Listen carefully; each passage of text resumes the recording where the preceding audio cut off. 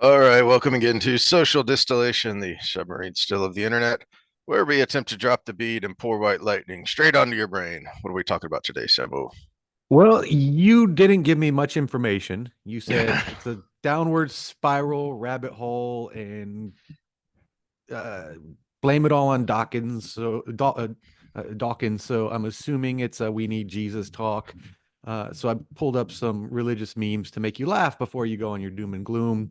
But I also put up all my secular morality books up there for you for everybody's viewing pleasure. But I also put up cynical theories because I have a feeling we're going to go to woke at some point uh, in this because Yeah. I assumed a lot of things, and I think tell me if I'm hitting every nail as I'm talking here. Pretty much. Yeah, I don't know how rabbit holey I'll get because I have not been able to sleep lately, and last night was really bad. I only got a few hours of sleep, and I don't know why. It's not like I was doom scrolling or anything. No, I was in bed and I tossed and turned for 3 or 4 hours before I finally fell asleep. So Let me make you laugh a few times.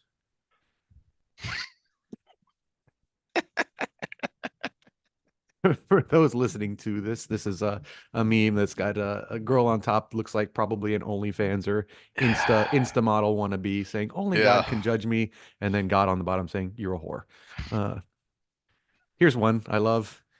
This might be the cover here. Again, for those that are Uh, watching, it's a boat sinking with some girls on it in bikinis. Look like they might have been out there taking pictures, but one of them is laughing and it says, "Whoops, I'm such an aquarium." yeah. Oh, yeah. I I hate how much the few times I do go onto Facebook and the number of times I see posts about, this or that because, zodiac sign and I just it hurts my brain. Yeah.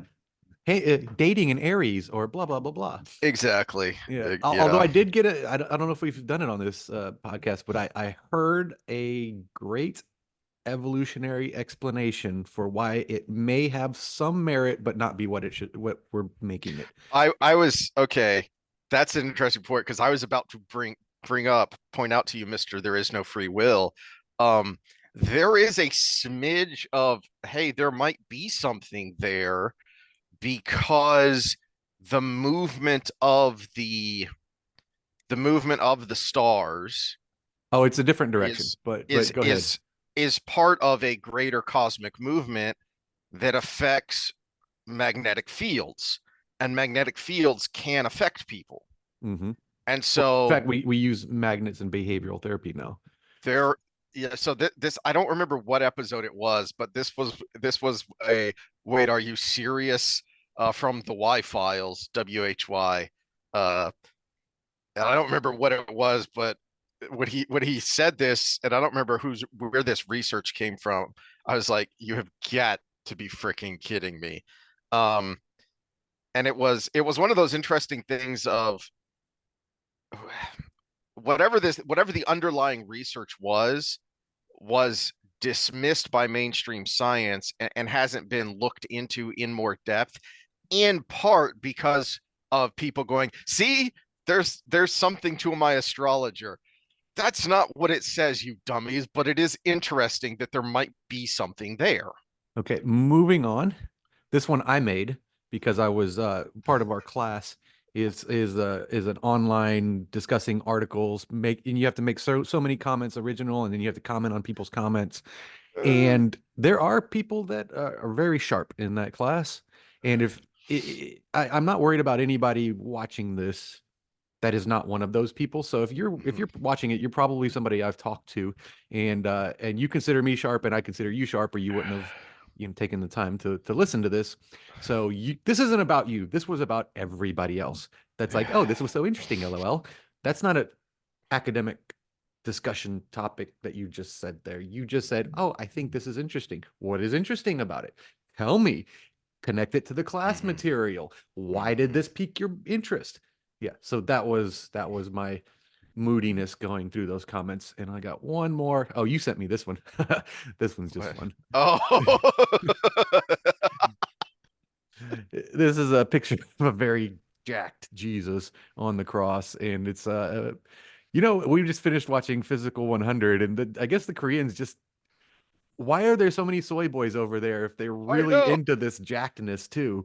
It, it, it Maybe that show was a response to the soy boy stuff. it could be because, as I've said before, that practically all my wife watches are Korean dramas, and all she listens to are Korean pop music now. And the leads there are very much like the most of the soy boy pop star and movie star types here of the death of the manly man. People have been decrying that for a while, but manly madness still exists in pop culture in the US. But there, just from an outsider's view, it does seem like it's one or the other. There's not a lot of middle ground there. It's all either, wayfish pretty boy models that look like, they're all cosplaying a Final Fantasy game, one of the later Final Fantasy games, or the dudes from Physical 100 who are jacked. And I had completely forgotten about that that statue of jacked Jesus on the cross. Oh, now back to the astrology. Here's the explanation that I thought made a lot of sense, especially since I seem to have a strength in developmental psychology, since I've been back in school, is how much you develop. So if we want to put a timeline from there's in the womb, but then there's when you're born, from 0 to 3 months, you develop as much as you do from 3 to 18 months, and you develop as much as you do from 18 months to 6 years old, and then from then to adolescence. So all these time spans get bigger, but you're packing in the same amount of development in those time spans. And even as adults, we can still progress, but that time span is something like your frontal cortex is pretty solidly set at 25 to you're starting to degenerate in your 60s and 70s and 80s. So there's a big giant window there, and it gets exponentially more. So 0 to 3 months is as much as you and I can basically develop from 25 to 60. That's how quickly it goes. So if you're born Aquarius like myself, born February, 0 to 3 months encompasses springtime coming and flowers and butterflies and people going outside, people starting to reset. We do have tropes about spring, right? Spring That's is interesting. it is Yeah. the mating season. It's the butterflies and the bees. It's everything because it all comes around that. Well, Aquarius tend to be very flighty, technically by the zodiac kind of tropes about it. Tend to be a little bit flighty, a little bit all over the place, a little bit easily distracted, but also stimulus at a young age has a big play on intelligence, and so Aquarius also has a big trope of being the intelligent ones and the ones that philosophize, the ones that can see a lot of things at once and put patterns together. That would make sense if the first 3 months of your life was springtime coming. Whereas you're born, we'll take Scorpio. They tend to be very angry people, according to the tropes. That's October. Harvest is getting over, and everybody's kind of getting packed up for winter. And if First you're 3 months are winter. Yeah. the first 3 months are winter, everything's inside, everything's dark, everything's gloomy, everything's cold, everything's structured. Because if you don't live in this structured world as human beings, you freeze to death, right? So, So this is similar to what I was griping about the astrophysics that got buried because, someone said, that sounds too much like astrology. And it's, oh no, this is interesting. We should look more into this. And what you're saying to me is, that's interesting. And if we should see, hey, is there something to this? How much is there to this? And that well, where astrology comes in, let me square that circle, and then we can go on to the philosophy of it. Astrology goes into it because it's based on the constellations, which is how people told time, told seasons mhm. back then. So whatever represents Aquarius was probably the dominant constellation during the time of whoever developed this system. I just recently rewatched Ancient Apocalypse, and that's something I caught more that I thought was a very key component that he was talking about, which was we don't understand because of light pollution, which is a dumb word, but I can't think of a better phrase for it. But I don't think it's it, dumb. I like light pollution because it it is a it pollutant. works. It clouds the visibility of it doesn't, you know, it's not a Mhm. carcinogen, but it is a cloudiness of that ecosystem. If you've never been and you have to go way out in the boonies these days You used to be, to, you could see everything at my where I grew up in out in the sticks where I was. mhm, mhm. You could see everything, and now out there you still can't. You can't see anything. Everything's so bright because all the subdivisions that have gone in around there. Exactly. Yeah. And so you have to go farther and farther. And so if you live in the burbs, you look up and you'll see some stars because there are some that are close enough, the light strong enough, it pushes through the ambient light reflecting off the atmosphere.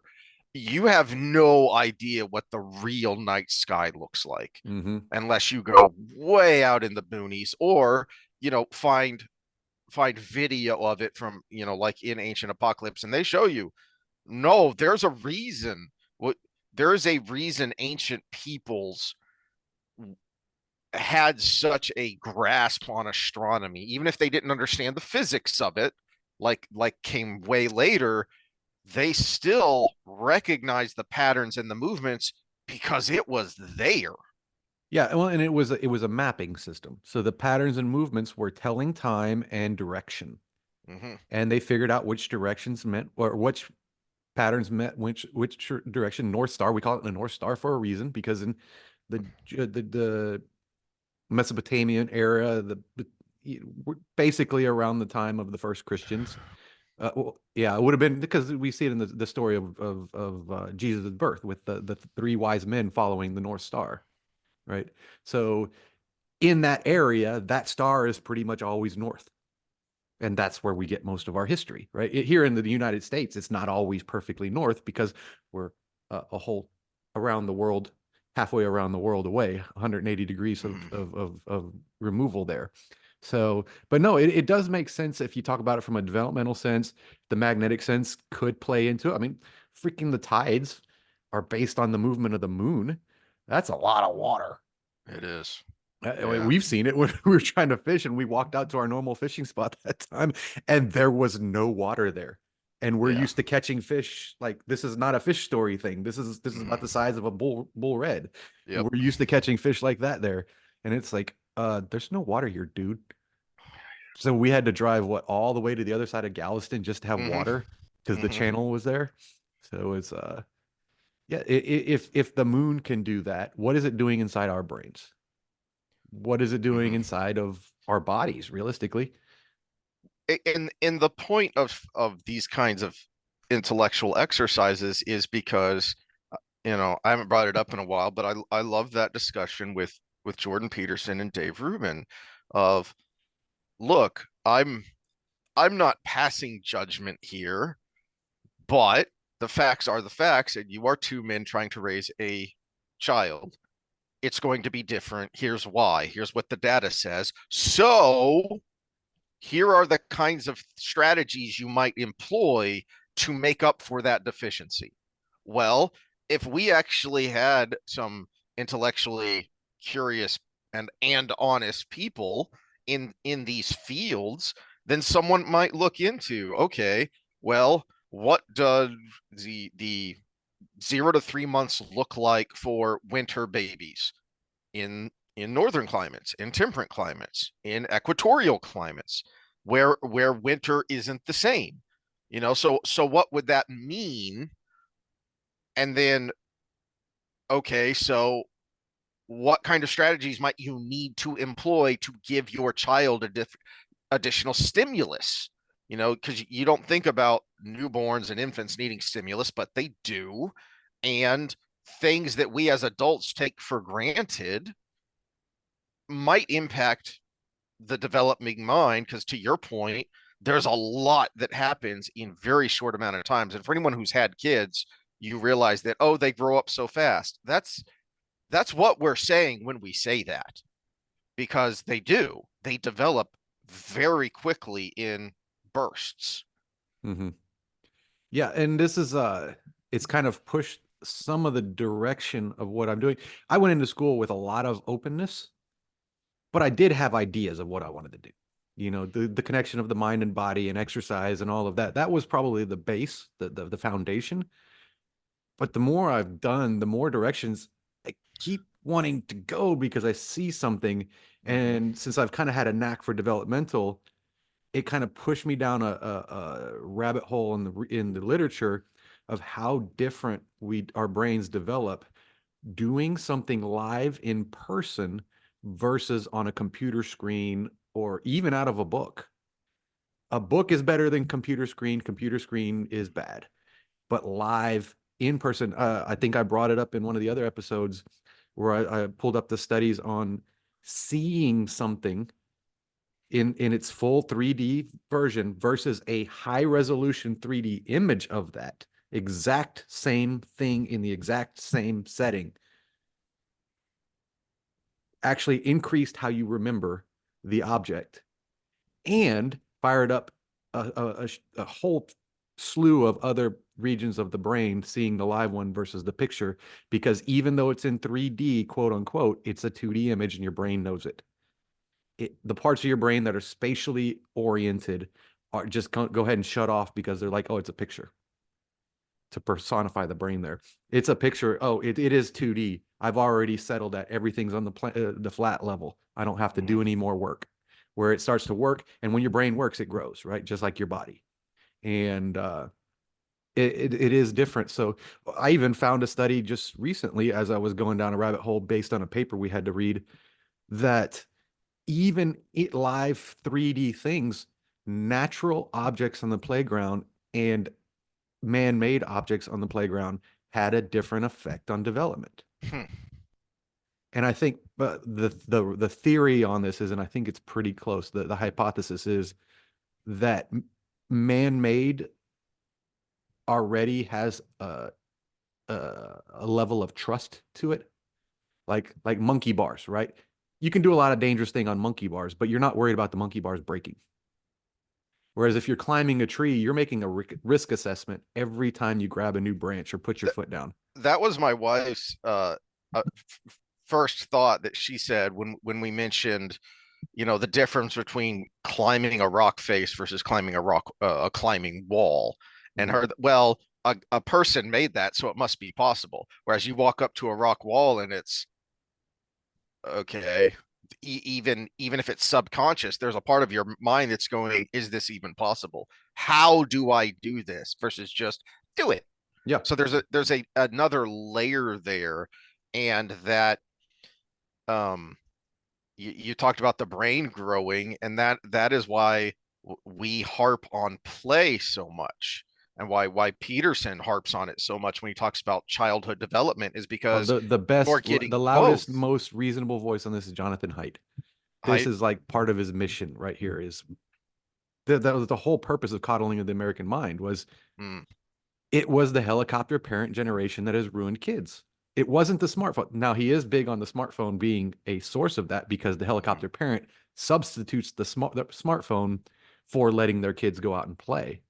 But I will add one to his organized sports at a young yeah. age is ruining our kids.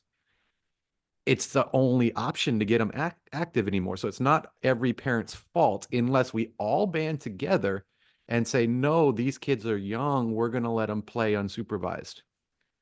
Because that Whereas, that free form movement, you're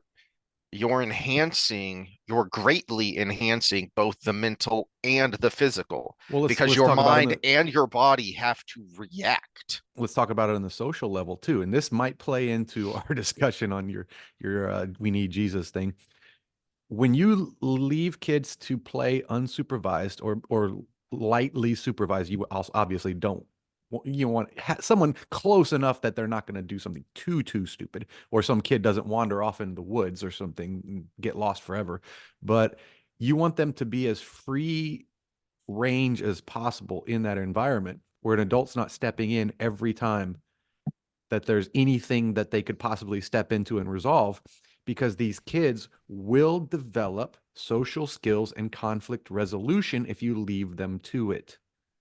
It won't be comfortable, but that's the point. Discomfort is why you change your behavior. And they basically socialize themselves. Whereas in organized sports, there's already a set of rules. There's an umpire or a referee. The parents are there. There's set motor patterns. There's all of these things that are predetermined for the kids. It's not kids getting together with a ball and saying, well, let's play this, and here are the rules, and they negotiate it out. It's already there. All they know is follow rules, which there is a sense, some degree that you should follow the rules of your society, but you also should be able to develop rules and to negotiate with your fellow human beings. And so over time, if you leave them to it, they do it naturally. That actually leads perfectly into I the know. doom and gloom. I know. It leads perfectly into the first clip that I'm going to show about the doom and gloom. But let's pause for a second so I can refill my coffee because I need more bitterness before I get started. All right, sounds good. All right, hit me with the gloom. All right. Well, this is really just building off of rants I've had recently in this year, and I heard this clip. I don't remember where I first heard this, and then one of the channels I followed actually showed the clip in one of their episodes, and I thought, you know what, I'm going to talk about this because I'm still reading Defying Hitler because it is a difficult book to read because, well, we know how it ends and it's not well. So it's it's one of those things you have to take breaks from. Kind of like the book I left down there, The Rise of the Fourth Reich. I could only read that a chapter, maybe two at a time, because it's just so infuriating and depressing. Um, and one of the things he talks about, and the reason he starts with him as a youngster in World War One, is because he's explaining what set the condition for what we talked about. I don't think it was last time, a couple of times ago, where I was ranting about doom scrolling, Christians, zombie people that aren't really alive, that went down the rabbit hole with Do Androids Dream of Electric Sheep, of you can be a living person but lack what it means to be a person. And a good example of that in practical effect is where you left off, which was this, oh well, we just do this because this is what we have to do, this is what we're supposed to do. The mentally immature adult, because you were psychologically stunted as a child from the helicopter parenting, and it leads to things like this. Where is the button? There it is. Okay, so when I first heard this, uh, it was really depressing. My first thought was, people keep warning that we're headed to pick your favorite dystopian, novel or movie or future. No, we're already there. When things like this happen, we're already there. It's just not as bad yet as it is in the movie or book of your choice. Okay? This guy just literally broke down my door. So Adele, you're getting arrested right now? I'm being arrested. For what? For being in my own home. Arrested for unlawful eviction. She changed the locks on a man who claims he lives there. So all right. So that was from New York. I don't know if it was New York City or New York State somewhere. It could have been any of these where the squatters' rights laws exist. Mm-hmm. There's a bigger picture to this, but I'm going to let you finish. For a police officer whose motto is to put, now it's different. I think the protect and serve actually amusingly first showed up in LA County, but the general idea is protect and serve. And you show up She had, so the bigger picture of the story there, she had all the documentation to show I am the legal owner of this house. The guy there kept claiming he had the right to live there, but never offered any proof. And you arrest her. I don't care if that's what the law is. You just cuffed a woman who is defending her property rights, who is defending her property, who can prove to you, I own this home. And you cuff her and put her in the back of a car. No, no. The appropriate response there is, yeah, I'm not doing that. Okay, but that's an order. Okay, well, you can fire me or suspend me or arrest me, but I'm not doing that because that's wrong. All right, you're fired. Next guy. Yeah, I'm not doing that either. Okay, next guy. Yeah, I'm not doing that either. That's the appropriate response in a healthy society that still actually believes in, and perhaps more importantly, understands our liberal democratic enlightenment values that we supposedly all exist under. Let's talk baseball. Okay. What's the problem with umpire called strikes that is pushing people more and more to the we should have it done by AI? The problem isn't that they make mistakes.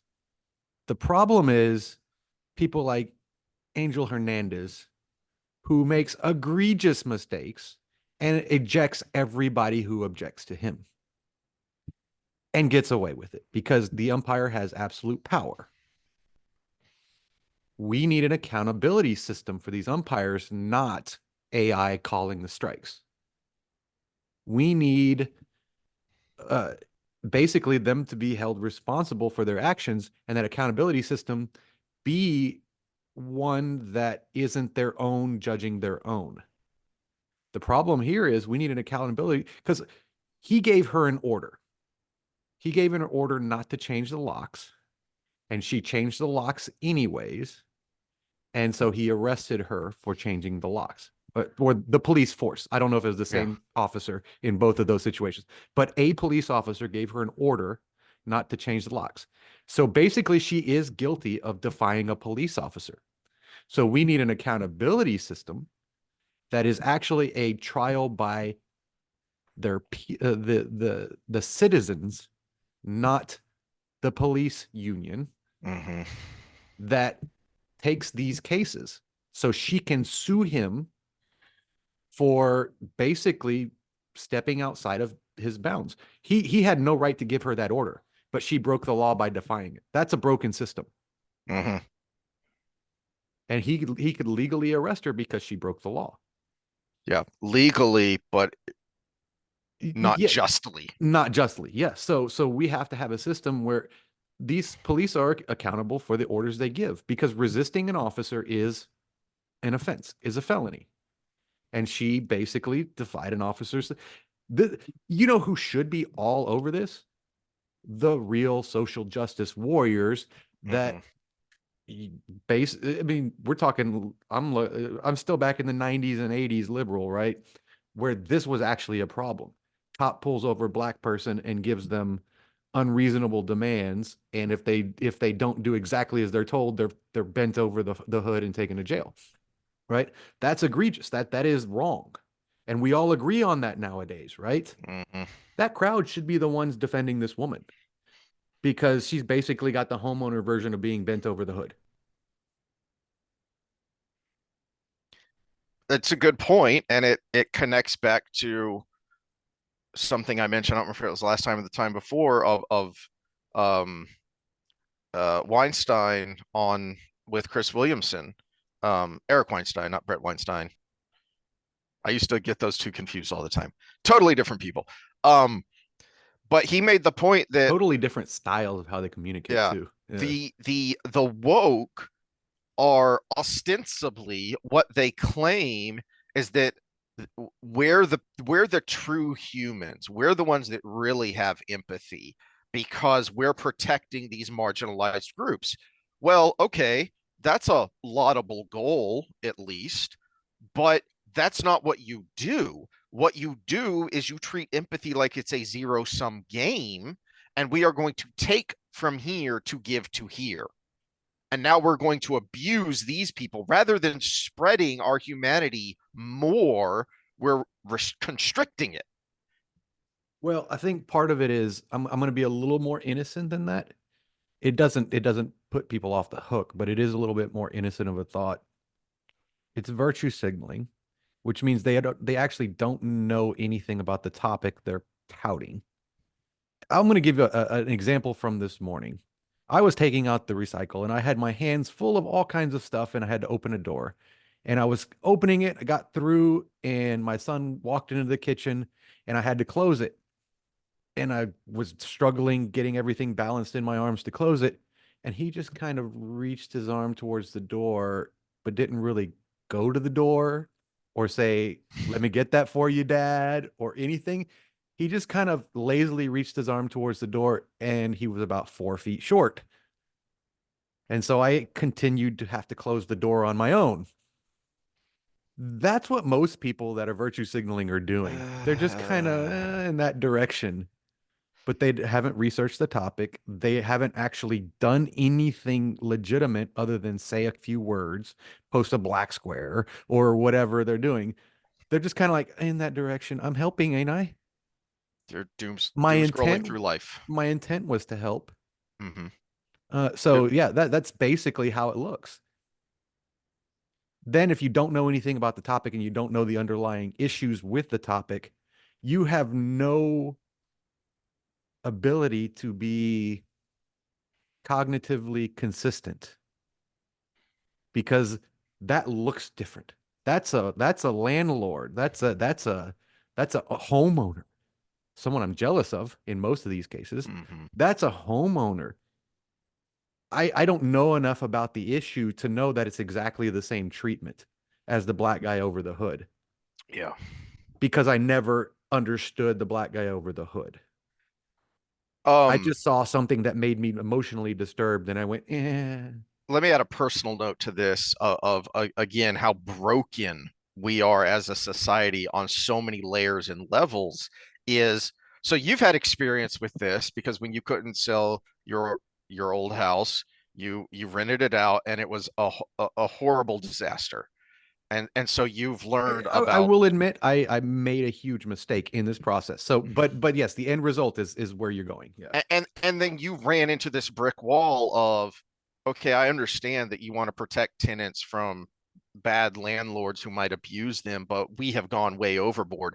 On the other hand, I had to deal with it from the other perspective of I was made all these promises about what they were going to do to fix this place up because the previous renters had done similar to what happened to you.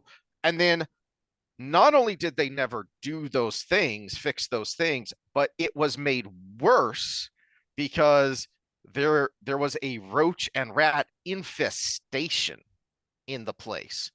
And I said, okay, that's it. I've had enough. We're moving.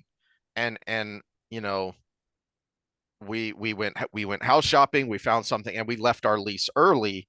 Well, and then they said, well, you broke your lease, so we're going to file a claim on you. We're going to send this to collections and whatever. And I'm like, are you freaking kidding me? And obviously they had no empathy or rationale there at Property One. I'll go ahead and throw their name out there because they don't exist anymore. Come to find out, that was like their fifth name because they're so awful as property managers. They kept going under new management. But the point being, I did call a lawyer and say, all right, this is ridiculous. My credit's already stinky. What can I do? And he said, well, honestly, there's not a lot you can do. It sounds like you have a decent case, but the best you can hope for is to get some rent back. And this kind of case is going to require you pay the lawyer fees up front. You'll probably get them back if you win. So you're going to be out $4,000 or $5,000 in fees up front, and then you might get your back rent back. So basically what I found out was I would have been better off just not paying my rent rather than continuing to do the right thing of I'm going to keep doing my part, which is pay my rent and keep on you of get this stuff taken care of. Come to find out, I would have been better off when I finally reached an impasse with the property management of just, all right, I'm not paying my rent. And you can't really do anything about it because you also have your hands tied. So it's insane that one extreme or the other is actually the way to go, not the right thing to do. For either party, doing the right thing is actually the worst outcome for you.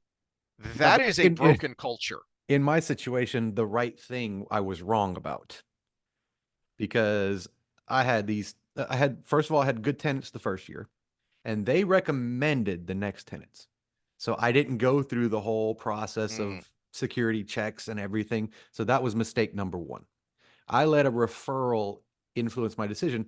Now, granted, it was a referral based on a good experience. So you kind of have that in your mind. I can skip a step. I don't need to have a property company do this for me and take my first month's rent, which is, substantial for a 4-bedroom house, And so I was like, okay, I could do this. I did all the paperwork myself, rocket lawyer, I'm no longer of the opinion, do the paperwork yourself, my friends, even if you save a buck and you have a good experience the first time.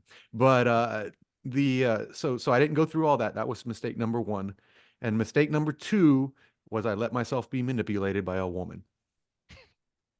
And I know a lot of these episodes, people, depending on which episode they listen to, will think I'm either like a sneaky fucker, bleeding heart liberal with women, or I'm a bitter Andrew Tate with women.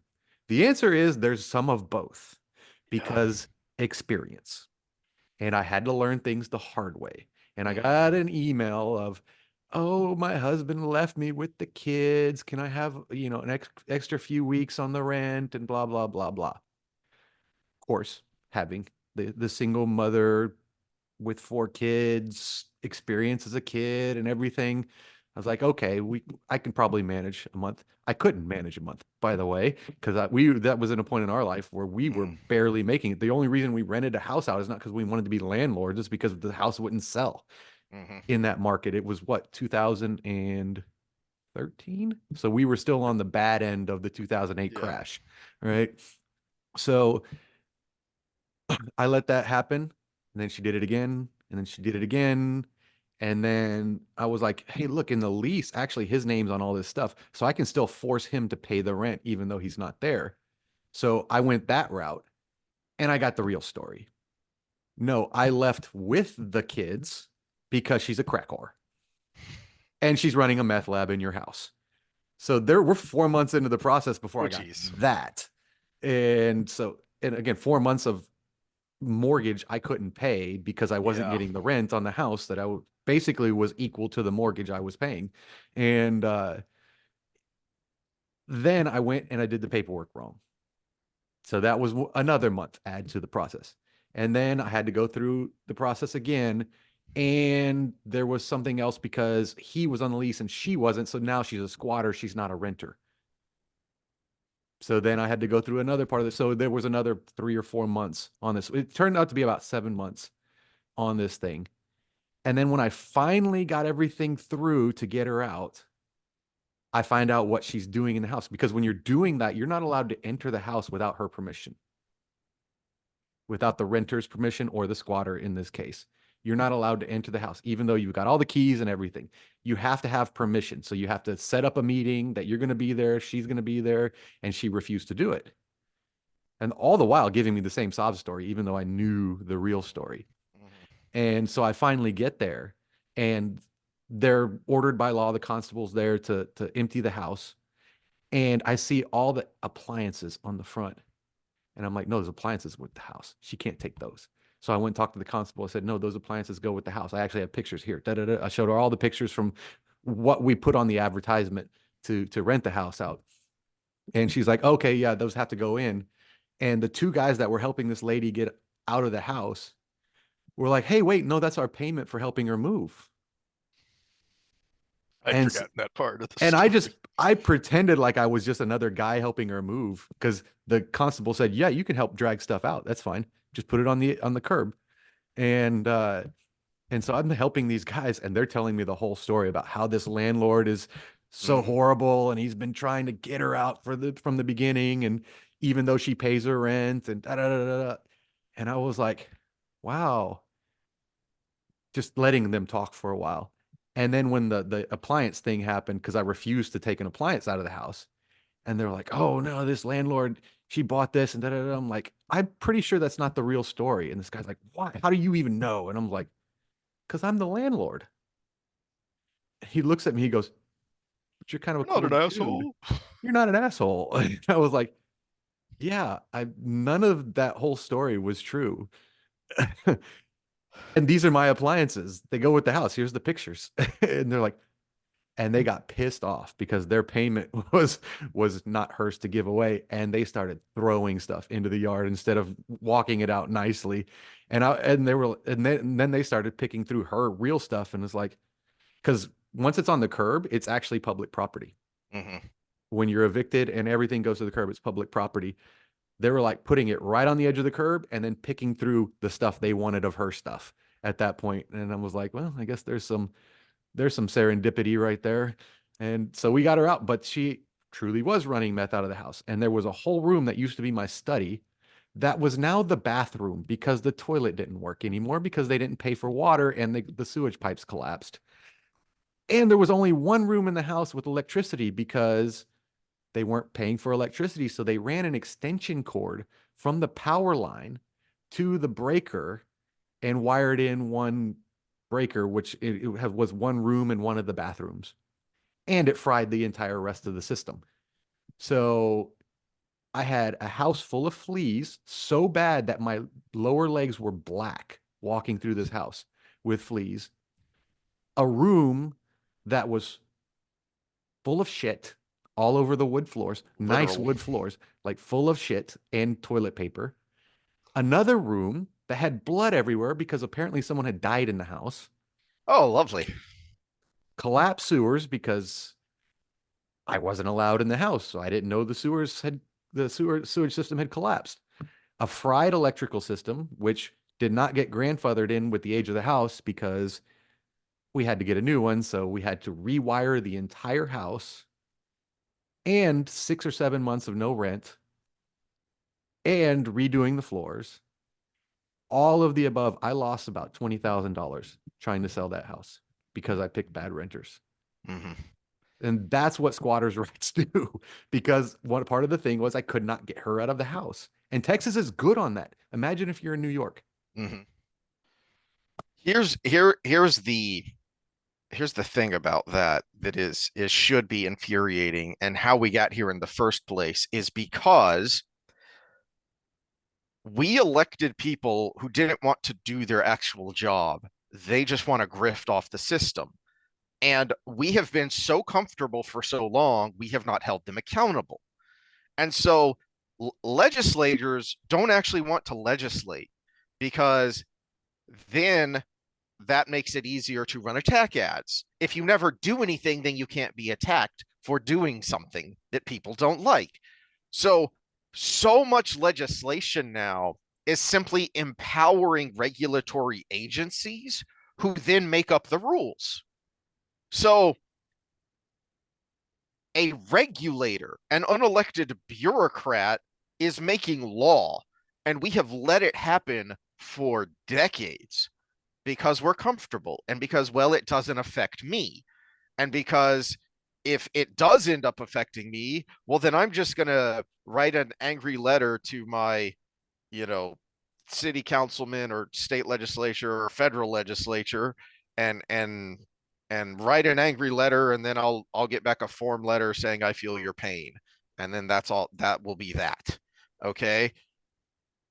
And then this just keeps happening, and it just keeps layering, and someone follows that law that isn't a law. The you know I think we've used this example before in our political episodes of in the Wheel of Time. How does the dictator Alida, how is she able to get away with her totalitarian behavior? because they let her. Because they Because the accept it is what Egwene says. yes, Yeah. the first time she way oversteps her bounds, nobody does anything. She clearly oversteps her bounds, and both the victim and the bystanders let it happen. So she just keeps going. Yep. Yeah. This is this has been the big news in my circles because there's a big movement out now that all you have to do is vote Republican. Yeah. But no, 86 of how many are in 200 something? Yeah. 86 of so a third, more than a third, just voted that you can be spied on without a warrant. Yeah, there you go. After decades of complaining about it, after decades of saying something needs to be done, well, here's something. Yeah. Oh, no, we can't do that. Here's the other thing. This is never something that's on the ballot when we vote because people don't notice this thing unless you pay a lot of attention to what's going on in Congress. So there was a study, and I wish I would have. This is the direction I didn't know you were going to go. I would have had this study ready. Is the amount of legislation that's passed versus what people actually want, and it turns out there's almost you could put whatever p-value you want on it. There is no correlation between how Congress people vote and what their constituents want. Zero. Speaking of which, there's a new special out from the Blaze called Bought and Paid For, where they name names and they name amounts, and I haven't had time to watch it yet, but it connects here. It's part of all this, and it actually connects to the next clip I wanted to show of, all right, so we've got the lowest level there of the one-on-one interaction between police officer and homeowner, and there is a clear injustice happening, a legal injustice happening. I think that's important to remember. This is a legal, what is happening is perfectly legal there and totally unjust. Hey, does anyone remember the Maui fires? It seems like a lifetime ago, and I kind of, geez, no, that was just last August when I was watching this the other day. This was actually a multi-episode thing, and they've got the first episode up on YouTube, and the rest is behind their paywall, and I'm not a subscriber anymore. But I watched the first episode, and it is infuriating. Okay, now here's kind of the clickbait moment here, but I'll get deeper into it in a second. But here's kind of one of the clickbait clips. More than 5 hours for the official in charge of water management to release water to save the town. During a debate last year, he said water usage should be based on equity. Let water connect us and not divide us. Like we can share it, but it requires true conversations about equity. As officials like him dithered.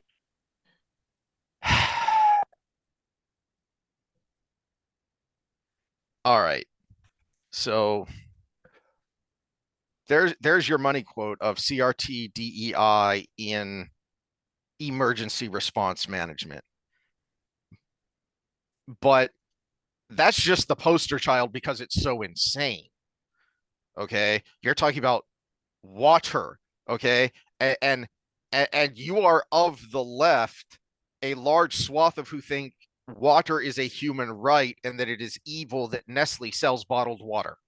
Literally, there are people who think that because water is a human right. But we have to distribute it based on equity. Again, back to Weinstein, you are rationing your empathy. You are rationing your humanity. And something is broken inside you that you can't see there's something wrong with that. And look what it caused. One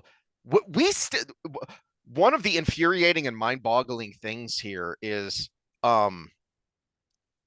let me bring this screen back up just real quick.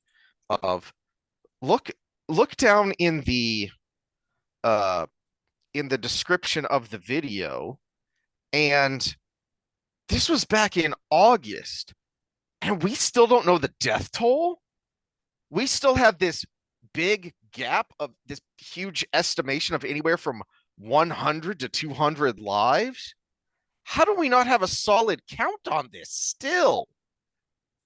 And you find, if you watch the whole there's okay, so I will accept some wiggle room, because you have to go by missing persons versus bodies, because in the parts that were bad, the fire was so hot that there's nothing left, and you have to account for who got to a water source and didn't make out, who got into the ocean and ended up drowning or whatever in the process. So there are some that would have to be basically, this person is missing, but there's enough things around their situation that they could have run away, or they could have done all these other things, But the longer you watch this, the more you're uninclined to give the benefit of the doubt to the officials in Maui. And one of the things that is, I said some wiggle room. I didn't say that we can't come up with a good number. And the reason I bring up that this was a multi-episode investigative report is because the thing I want to know that they didn't spend as much time on here is, wait a minute. They have fenced off Lahaina, which was this large, blue collar town. It wasn't one of the big resort towns. In Maui, most of those are on the north side, the north and east side of the island, and Lahaina sits kind of south central. And it was it's where the locals lived. It was the blue collar local town. Okay. And that is one of the things that is creating this animus here, is that this brazen elitism, that all of these residents are blocked off from going to their homes. They have got like the whole town fenced off, not just fenced off, but that privacy screening, chain link. So they don't even want you to look inside. And they show both from there, the Blaze reporter, but then also with independent journalists that they talk to, and they show their footage. If you go up to try and get a vantage point so that you can look into the town, so that you can take pictures and videos, so you can see what the hell is going on here. This fire happened in August. We're not even allowed in our town. What are you people doing? What is the rebuilding, and the reconstruction process and progress? A National Guardsman or a sheriff or a cop is going to show up and tell you have to leave. And again, that's why I started with the homeowner being arrested for trying to keep a squatter out of her own damn home. Because now you can't even get to your own home. You can't get to your own home. You can't even go up on a hill and look down into the town. Where are the true humans? Where are the men who are going to stand up to their frankly evil overlords, who are acting like aristocrats, not elected officials, and say, I'm not going to do that. I'm not going to go chase off a reporter who's just taking pictures of the town. I don't care if you're embarrassed. That's unjust, and I'm not doing it. You're fired. You go do it. I'm not doing that. That's wrong. Let them fire the whole frickin' police department. You're just going to be in the same boat your neighbors are. They're homeless now too. They're out of a job. All of these people living the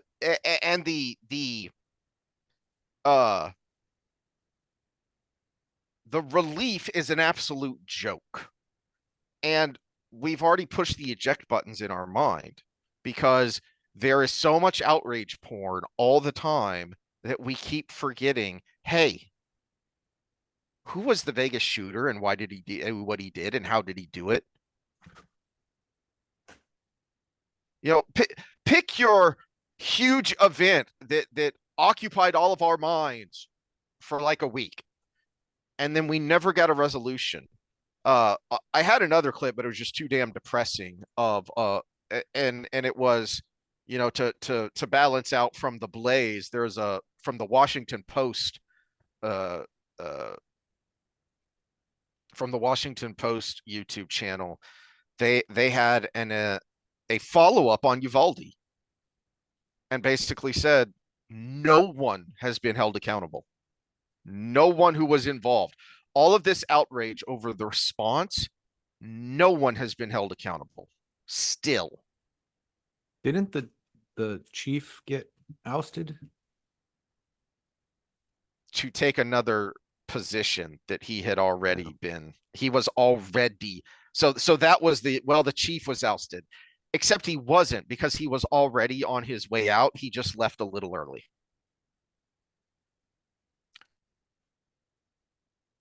I think we can actually circle this back to a little bit to our talk on the kids and free play and stuff, and the climbing trees versus monkey bars versus computer screens. Risk is a big thing, and I think this is something that, because we've become so risk averse as a society, it's making some of these things more likely to happen. You just brought up the squatter, and she took a risk. She took a risk by defying his orders and changing the locks. And what we got from that risk was exposure of the corruption inherent in the system. I took a risk during COVID, and I think we might have a bias, because this is going to be probably the first time I've ever told this story, except to maybe a friend or two. So my wife, during that time when everything was pretty much locked down, she still had to work because she's an essential worker in a hospital, and she had a medical issue while she was doing it. And so she had to go and be admitted to a part of the hospital. Of course, I got the call that she is, blah, blah, blah. And I go to see her, as any husband should in that moment. And they completely denied me to get in. Security's like, no, the rules are because of COVID. So I took a little risk. I snuck around where the janitors do their stuff, and I got to a maintenance elevator, and I went up a little ways, and I found out where she was, and then I hit a wall, a door, actually. One of those doors you have to be buzzed in. And I was like, ugh, and I couldn't get past that. But I got to that point, all the way from don't even enter the building to the 5th floor of Ben Taub, which is a pretty high security hospital, because they usually get gang gun victims and stuff like that. But so I made it that far, but I hit that wall. But I encountered a nurse there, and because I had done all of that, she's like, give me a second. She went in, talked to my wife, talked to the other nurses, and they got me in to see her. So that's a good story. That's someone who did exactly what you're talking about, despite the rules. And I don't think those stories get told, because you don't think to tell it because something positive happened. That's a good point. And so yeah, maybe that's a push we should push for. Let's get those positive stories out, where somebody took a risk and somebody noticed it and did the right thing. Because it's equally as important as the exposure we got from this lady taking the risk and getting taken to jail. The only reason one is getting the bigger buzz is because it's outrageous. It's outraging. It makes you mad, which is important. No, this is something, don't downplay that, because we should be mad. Oh, absolutely we should. Yeah. But all right. Okay, so I think the general point there was, I think the positive, you wanted something good. Yeah. From me today. I think the positive is, if we can promote people taking bigger risks to do the right thing, maybe we can have an effect on the authority figures, because that cop would have been taking a risk by supporting her. And we all want to say, oh, you should do the right thing no matter what, but we're not in that position. It's just like saying, oh, you should never take the $3 million bribe, as the person who's never had $3 million put in front of them. Yeah. I think more citizens taking risks will encourage more authority figures to take risks for the right thing. I can't remember his name. I think he's a Harvard professor who's a philosophy professor who I've heard this story from a number of different sources of he likes to begin, you know, some of his classes, with a question like how many of you would have stood up against the Nazis in the late 30s? Or, how many of you would have been abolitionists? And the whole class raises their hands and he tells them bullshit. The numbers say no. The numbers say almost all of you would have gone along with it. Because that's what people do. That's what human nature is. And it's important to point that out so that we're not self-deluded. Because we can raise our hand and say, oh, I would have stood up against the Nazis. I would have been an abolitionist. Mm-hmm. And then something on a much smaller scale, but along the same road pops up and we're like, I don't want to get involved. It's not my business. I don't want to rock the boat. And that creeps too. Look at what's happening in New York. New York seems to come up a lot in these. Yeah. I don't know which is worse, New York or California. But the random punching women in the face trend. Yeah. You notice that started after Daniel Penny went to jail for protecting women on a subway train? That's a good point. Because that led to not my problem, not my problem, not my problem. I don't want to go to jail. And now the bad actors are like, nobody's going to stop me. And it's all Richard Dawkins' fault. This is where I want you to, come on. Yeah. So let me hurry up and get to this point. Okay. Because I'm a snarky a-hole. And all right. So I don't know if you've heard this clip, but this is interesting. Not. This is going to be new to me. Well, I must say I was slightly horrified to hear that Ramadan is being promoted instead. I do think that we are culturally a Christian country. I call myself a cultural Christian. I'm not a believer. But there's a distinction between being a believing Christian and being a cultural Christian. And so, I love hymns and Christmas carols, and I sort of feel at home in the Christian ethos. I feel that we are a Christian country in that sense. It's true that statistically the number of people who actually believe in Christianity is going down, and I'm happy with that. But I would not be happy if for example, we lost all our cathedrals and our beautiful parish churches. So I count myself a cultural Christian.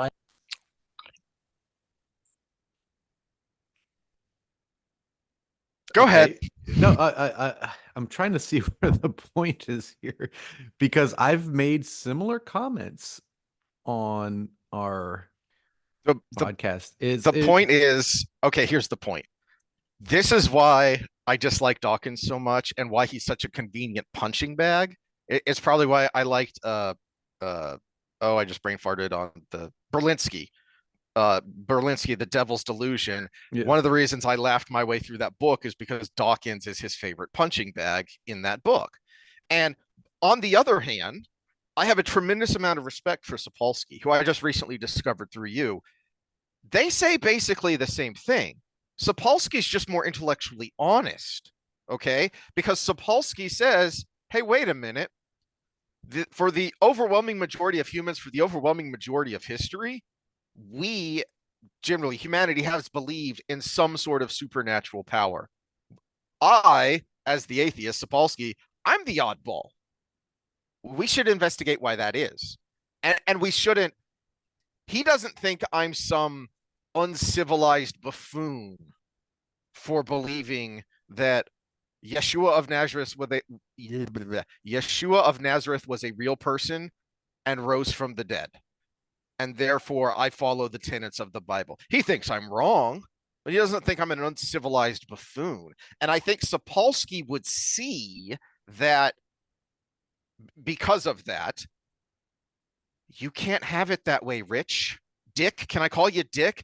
You can't do that. You can't have it that way. You can't on the one hand. No, you can't. You can't on the one hand. Do you like Kung Fu Theater? Hold on a second. Let me finish my thought. Do you like Kung Fu Theater? Statistically speaking, those who actually believe in Christianity is going down, and I'm happy with that. To me, that's that's the money quote there. That is the, this is why it's your fault, okay? Because you can't have it that way. The reason Islam is growing so rapidly is because they actually believe something. You are giving people nothing and saying everything will be fine, everything will be better even. He's devoted his life to giving an alternative. You're taking that's what we call clipping right there. What just happened. The breadth of his work to give meaning to everything not Christian about what he's describing is, well, there's a 700-page book right there about it. And that's the tip of the iceberg of what he's done. His series of The Poetry of Reality is exactly how this beauty exists and this meaning exists without the underlying tenet of Christian faith. But what he's saying there is he's talking about the things that came out of the culture of Christianity. The things that came out of it had some merit because they were beautiful. They were. This is why I can't stand when Peterson has Pajot on, because he takes beauty as evidence of God.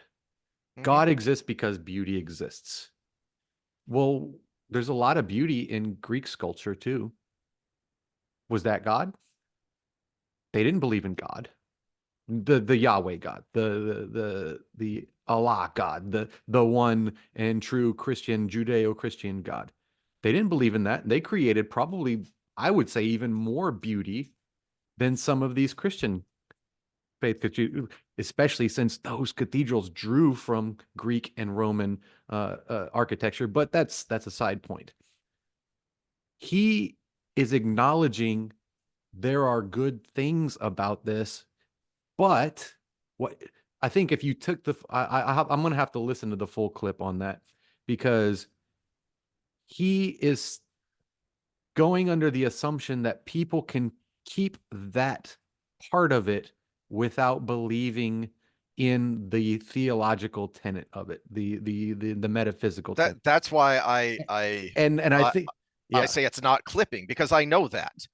I'm saying he's wrong. His underlying assumption there is fundamentally flawed. No, as a culture, no, you can't. Because most people, most of the time, that's not going to be enough. That's not going to work. There's going to be, I don't remember who came up with the term, a God-shaped hole in your heart. That, no, for some people, there's not. I am at odds with a lot of my evangelical brethren who think that there's a God-shaped hole in everyone's heart and everyone needs God. Okay, I agree with that part. And everyone's looking for God. Well, no, sadly, some people aren't. And I say sadly because I believe that it matters in the afterlife, but it's really only sad for those who aren't looking for God and need something God-like in their life. There are those, what they need. They need direction. There are those who are perfectly healthy and happy individuals as atheists that are self-actualized, if you will. Yeah. So Dawkins, no, he is a perfectly healthy and happy and fulfilled individual. My problem with him is that he thinks every round peg should fit into the square hole that he's made. There's a better person to poop on here than Dawkins, because we've said almost similar words to what you're saying now about him. Sam Harris. What was my criticism of The Moral Landscape? And a wonderfully written book, a very enlightening book back when he was still sane, was that because he expects everybody to think the way he does. Because, okay, do you need, so his debate with Jordan over the course of 4 2-hour debates was story versus rational, taking a rational uh, approach to everything. So trying to reason through every bit of morality versus story. And of course, Jordan has gone more down the Judeo-Christian path as he's gone through this. But that was the whole thing.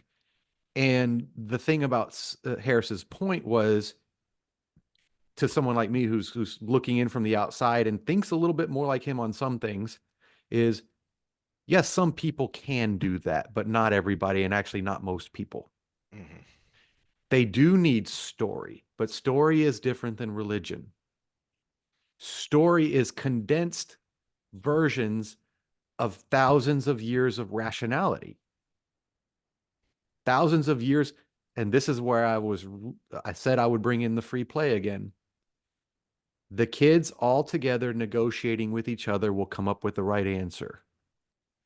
The Bible is just the written down version of the right answer that people came to in becoming social, agricultural, larger than a tribe people, written in a document. People will come to the right conclusion. It's just some people need a little guidance in the process, and that's where stories are, because that's thousands of years of billions of people getting it right and wrong along the way. That's the difference. And I think that's what Dawkins understands. Dawkins is not the best communicator of that. Dawkins is better at his telling the story of what our genetics actually do. But Sapolsky is a better communicator of that, because he comes across as talking to you, not talking at you or down at you. Mm. Now, Dawkins, I'm going to give a little pass because most of his experience is with people coming at him with pitchforks and torches. He was the beast in the castle in Beauty and the Beast, because he was the first one to really start hammering this home. And I think he got a lot defensive in the process. Sapolsky came in later because he was dealing with baboons at the time. Literally, that was literally, he was literally studying baboons, and when he came back to civilization, he goes, wow, how similar we are, and he started writing books. But so I think timing plays into that a little bit, and just the personality type. Sapolsky seemed like the chillest dude you'd ever meet, but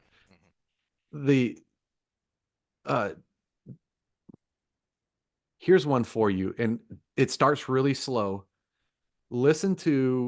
So Jordan Peterson has been on this kick since he's gone more and more down the reading the Bible and using it as a landscape and he's writing his book, Those Who Wrestle with God.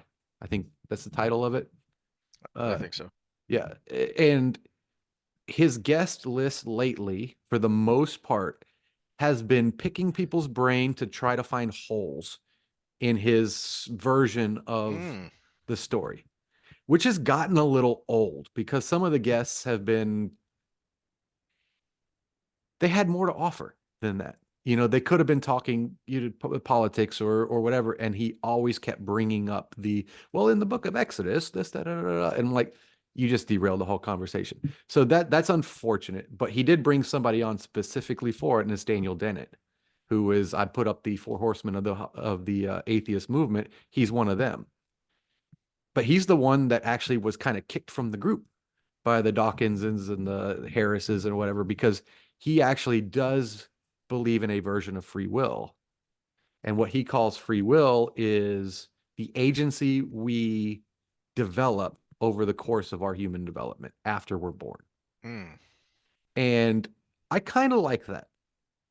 There are finer points. There's an excellent debate with him and Sapolsky on this, where they're going over that, and it's really a distinction without a difference at the end of the conversation. But I like the way you phrase it. That is a good statement of principle. Yes, there's a lot underneath that, but I like that as a good statement of principle. It makes a lot of sense. It was that debate that caused me to have my change to autonomous will versus complete, what we call free will.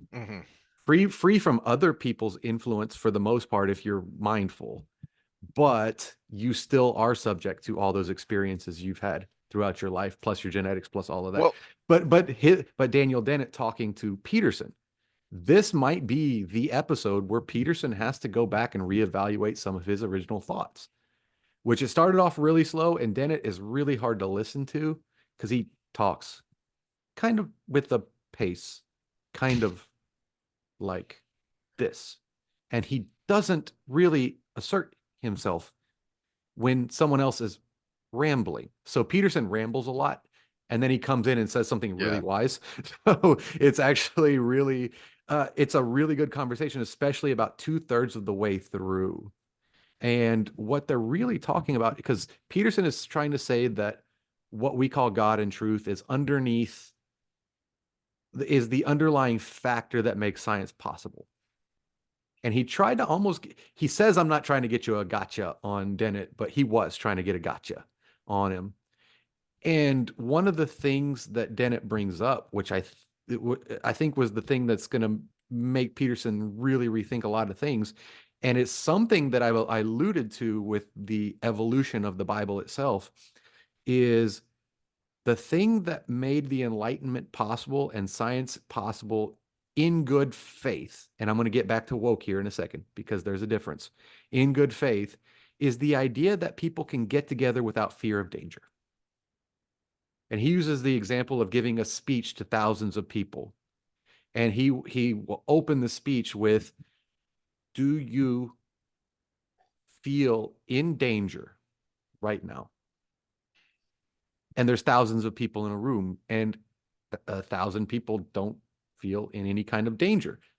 You put 1,000 chimps in a room, it's going to be bad news, because not only are half of them, not only are most of them going to feel in danger, it's because they actually are. Yeah. They're just going to go at each other. And these are just random people. It's not your family. It's not, your brothers and sisters and your mother and everything.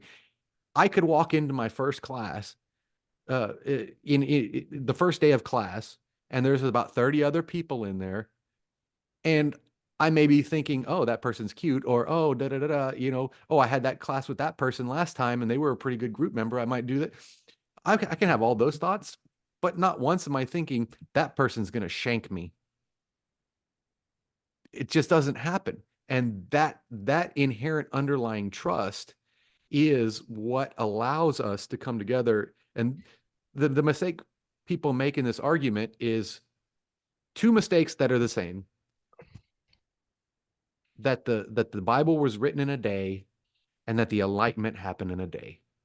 Neither of those happened. They were all thousands of years processes. The Enlightenment goes back to ancient Greek civilization. It didn't start because we had coffee in the Middle Ages in Europe. That accelerated things, where people stopped drinking beer all day and drink coffee. That accelerated things, but it didn't start there. It started with Heraclitus. It started with Plato. It started with Aristotle. It started way back when. And it continued on through people like Aquinas and Augustine, who are primarily theologians, but the stuff they wrote was used by later thinkers, Enlightenment thinkers, built off of what people like that had been saying, had been writing for centuries. We haven't gotten this far in our Sunday school stuff because we're still back in Genesis, right? But if you take the difference between the end of the Old Testament and the New Testament, that's the Old Testament plus Greek and Romans. Yeah. It really is, because the society was completely different. There was a semi-democratic republic that was going on at that time. And so there are jumps there, but at the same time, this didn't happen overnight. It feels like a jump because the writing was a jump. But these things happened over time, just as the kids develop playing together. They will do it the right way if you let them at it. And humanity's been let at it because we're kind of mentally superior to all other beings on this planet. So you let them, we migrated north. It's cold. If you migrated during the summer, you may have thought you were in the same climate you were before. And then all of a sudden a season happens for the first time for you. You either die or you adapt. You didn't have an instruction manual to do that. And some people adapted and they created the instruction manual. Holy crap, moving from Hawaii to San Antonio. Okay. Hawaii, where it's 70 to 75 degrees all the time. And then we move in the summer to San Antonio and I'm melting. It's called living in Texas Yeah. because you're melting, then you have about a month of cool, then you have freezing, then you have about a month of spring, and then you're melting again. Mhm. Because we are subject to the most volatile weather shifts in the entire world, because we have the only two vertical mountain ranges side by side on one continent, which is the Rockies and the Appalachians, which causes all the cold Pacific water that goes up, creates cold air up to shoot down like a wind tunnel. And then when the pattern changes, everything burns up. Yeah. So it sucks, and it sucks it back the other way.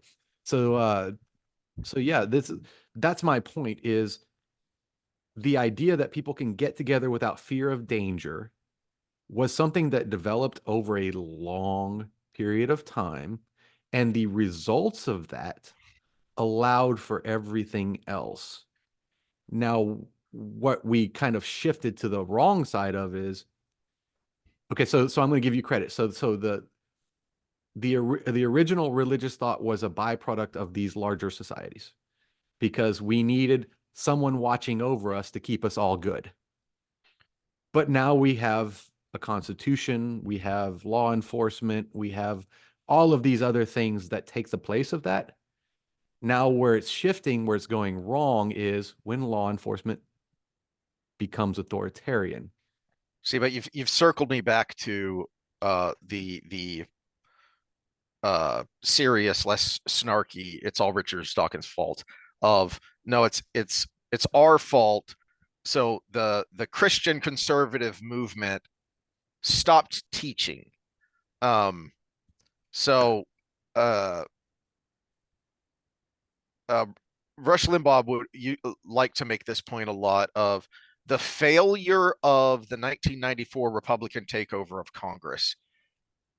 The main failure of the conservative movement and the Republican Party is, kind of similar to when Obama won and the Democrats said the country's on our side now. No, it's just a lot of people got fed up with what the other side was doing, so they voted you in.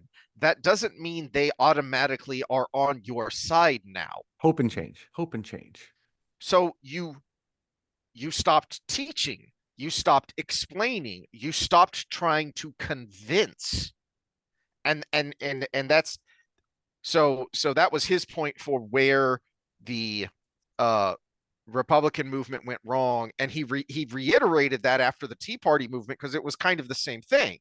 Is you got in the Tea Party movement, the movement got co-opted by grifters, by people who wanted to make bank on this outrage. Okay. And the same thing happened culturally. This is where the social compact is broken, is because we allowed these mechanisms, these things that are supposed to be mechanisms for overseeing our natural rights, and we made those the thing rather than the means to the end. I think it's and so we let ourselves get lazy. This is where I like Vivek Ramaswamy, and what to me was the best part of what he was saying was the concept that citizenship means something. It should mean something. You should be proactive as a citizen. We are too passive as citizens. Yeah, and we're working against each other. I'm changing a tire. It's not derailing us, trust me. This is conversation in the first group I had this morning. 2 women, 1 man, and myself leading the group. And one person was late, and we went over this thing, and I went through my story at USAA where someone was late, because two times late you're fired at USAA, or back then. I don't know how lenient they've gotten since everything got woke, but 2 times you're fired. And this person showed up late and they were fired. change the tire. And the response was, you need to leave in time, that anything can go wrong and you still make it in time, including changing a tire. And one of the ladies said something about being over an hour to do that. I'm like, maybe 15 minutes tops to change a tire. And she goes, well, you're a man. And I'm like, okay, first of all, I'm not the one that canceled us with that comment. You, the lady, said it. But second of all, a man like me would have stopped and helped you. And both women there said something to the extent of, and we would have been scared, so we would have refused your help because we would be afraid we'd be kidnapped and raped or killed or whatever.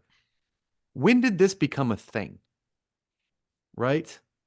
So going back to my comment, the idea that people can be together without fear of danger is what keeps societies together. Oh, Now, geez. Yeah. And now, what are the wokesters preaching? exactly. Everybody's out to get you. And then we've got social media enhancing that signal because we're seeing all of the negative things. We're not seeing the positive things in life. Yes, it's 2:30 in the morning, Fifth Ward in Houston. You probably don't want to have a flat tire there. And you don't want to talk to anybody who comes up to you to help you with it. But it's noon on 528, just short off 45. There's lots of traffic around, lots of people around, and some guy says, hey, can I help you change your tire? You're probably going to be okay. And he's going to help you, and you're going to be on your way. It's this distrust that is going on is actually what's tearing us apart. And we see the polarization. That's huge because the polarization is inherently just distrust. You walk into a room, okay, so I brought up the class. I didn't think anybody was going to shank me. But what negative thoughts did I have? Okay, psychology is a woke department. I'm in a psychology class. The professor is a female with, dyed hair and tattoos, which is true. This is true. Actually, she's my favorite teacher, but that's the true story. So what am I thinking going into this? How many people are going to reject if I say the wrong thing in answering a question? How many people am I going to end up in a struggle session by the end of this? That's a legitimate concern in my position. Even though I'm the liberal of the groups, liberal's not good enough anymore, right? Yeah. So that's a legitimate concern. I'm not going to be shanked by a knife, but am I going to be put through a struggle session? Is my grade going to suffer because of my opinions? Yeah. All of these things. There are plenty of ways to be shanked rather than just physically. Well, especially in this day and age where cancel culture is reputation damage. That's why it's so prevalent right now. It is reputation damage. If we treated reputation damage like we did physical violence, the prisons would be full of females. I'm sorry. That's just the way it is. It wouldn't be 90-10. It would be 50-50. And we would need more prisons because you're not going to take away those guys that were already doing physical violence. I was trying to add something positive and you made me be negative. Well, all right, fine. So I guess this feels weird that I'm the positive one. The positive spin here is that more and more people are recognizing that, I'll go back to my punching bag Dawkins. All right, you may be really smart, but your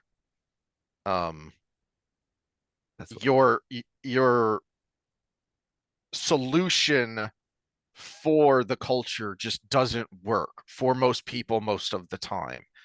So what does?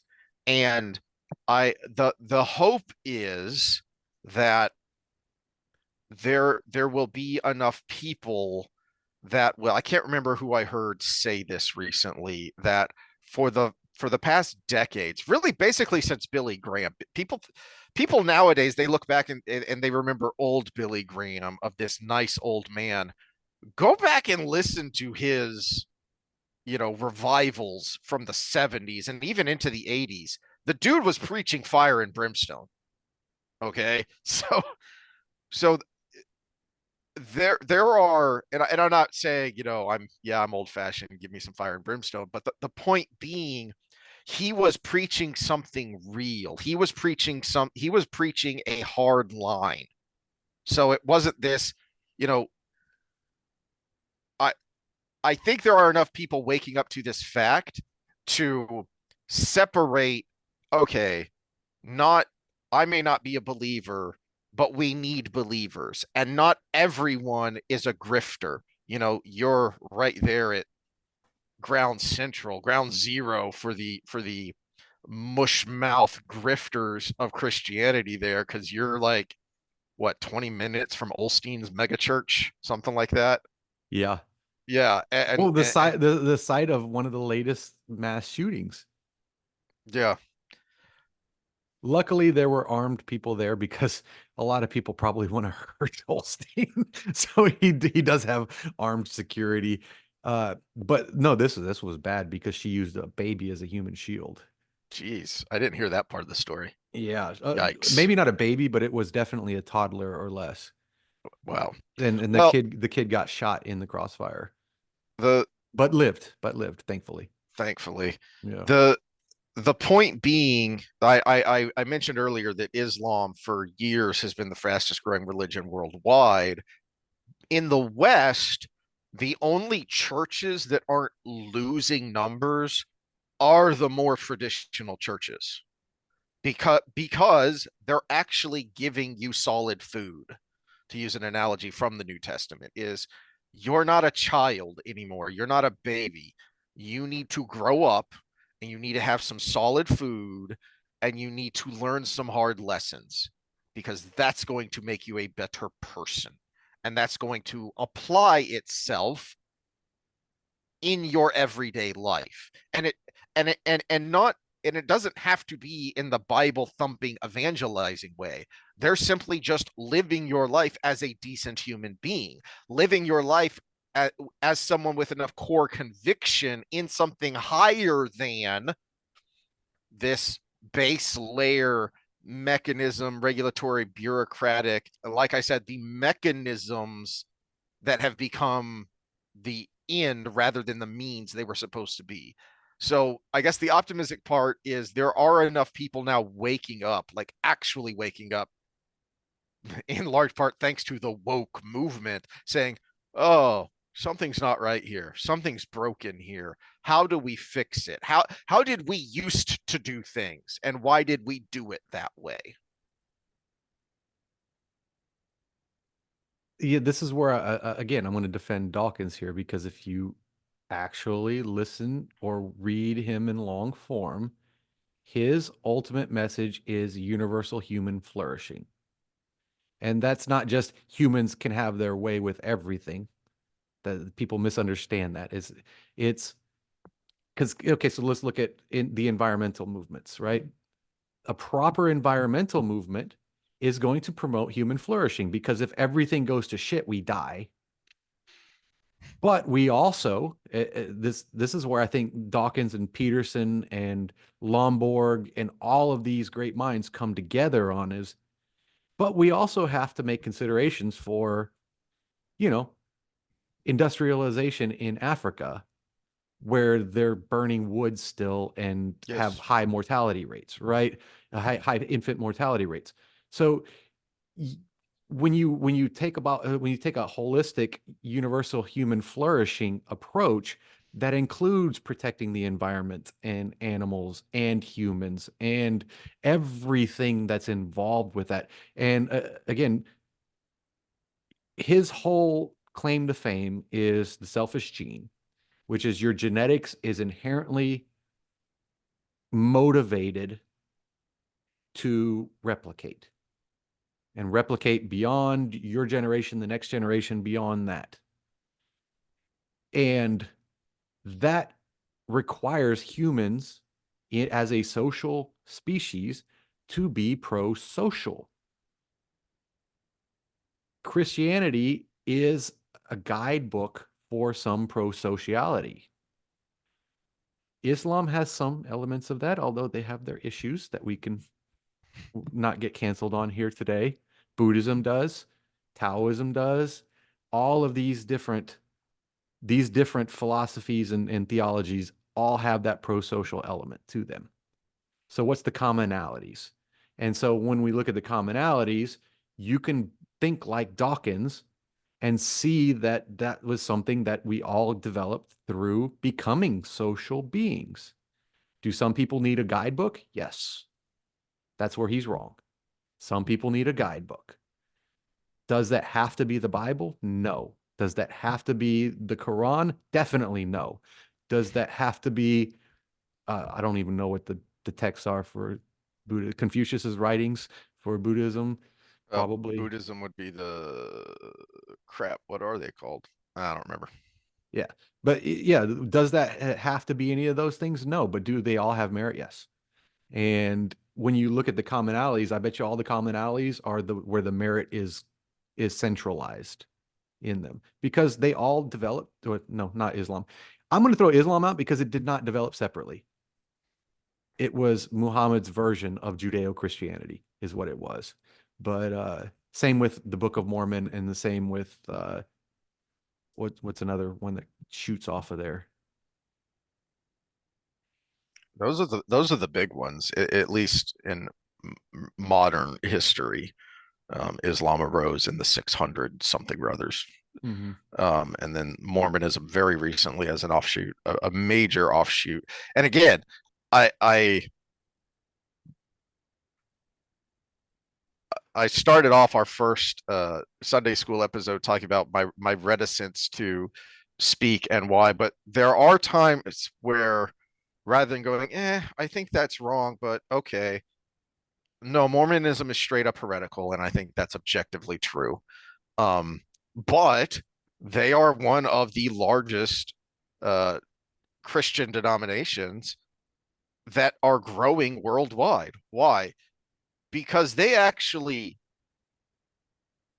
teach something, but more than teach, they do.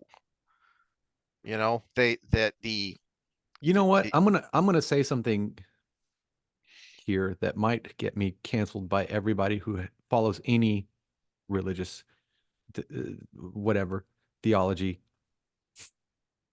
The reason people can't handle the secular version that has merit, which is the Dawkinses and the Dennetts of the world, is because complete secular morality involves complete agency.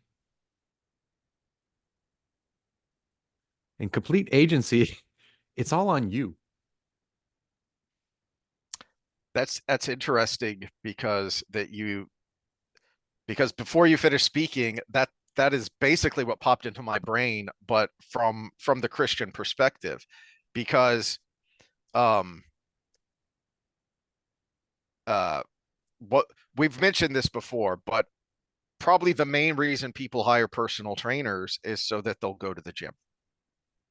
It's accountability. That's actually a wonderful analogy of to go to our not everybody can do Because this on your own thing. Yeah. It is really hard to, one of the reasons when my son was trying to decide what he's going to do after graduation, and I said, well, let's go down to a recruiting office. And I took him to an Army recruiting office, not to pressure him because I grew up that way, and not to pressure him that you need to do this. My point was self-motivation is very rare.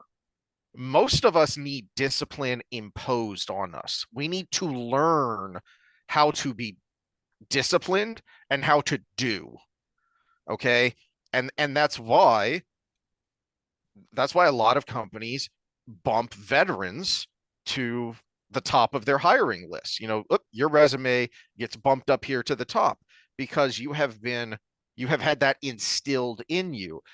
And I'm trying to remember who I heard say this recently, that and I think I got sidetracked while I was trying to say this a second ago, that for decades now, the evangelical movement, this was my point about Billy Graham, since Billy Graham, we have done a really good job of making church goers, but not actual Christians. Yeah, and I will say one of the failures of the atheist movement is they tend to point to the church goers more than the actual dedicated. And what do I mean by that is I've referenced this before, but before he started going down this more visible biblical path, Peterson would always kind of deflect on the issue when people would ask him, are you a Christian? And he a few times made the point, look, the reason I don't answer this is because you don't understand what you're asking. If you really believe, then that will compel you to live a certain way. If you say this, if you make this declaration publicly, openly, then you'd better do, because that's what you're saying. But that's not what that's not the way most people view it. The church goer is going to a social club. The actual believer is compelled to do something. And I think you're right on the money of one of the reasons we have so many church goers is because we're lazy and we're comfortable and it's easy. The being compelled to do Well, something, it gives you hard. social status in and of itself. So you've Yeah. already got a reinforcer to the behavior. If you have a reinforcer to the behavior, you would need a stronger reinforcer to different behavior. And that's there really isn't other than so being a part of your social system is probably one of, other than hunger and alleviation from pain, is probably one of the most strong reinforcing events we have in our lives as humans, because it's so important to us. It's why we're prevalent in the world, as it's why we're the top of the food chain, right? Yeah, I'm walking in the forest alone and a bear comes up. I have zero chance. But I live in a city and a bear walks outside the walls. We all have pretty much 100% chance of that bear not hurting any of us. Let me give an example I heard of. It's not that complicated, but it is difficult. And that's, again, I think the fitness analogy is useful again here too. We all know the basics of how to be healthy because they're not that complicated. You know, when you come to, so we talk about, some complicated issues when we talk about, like sports injuries, or, dealing with me dealing with my spine issues and I have to adjust, and yeah, that those kinds of details are complicated, but the basics are very simple. Don't eat crap, get some exercise, right? It's not complicated. But we're all obese and a lot of us need to hire personal trainers to keep us accountable because it is hard to do. And so there Well, was because also back to previous points, we're doing it unnaturally. Yeah.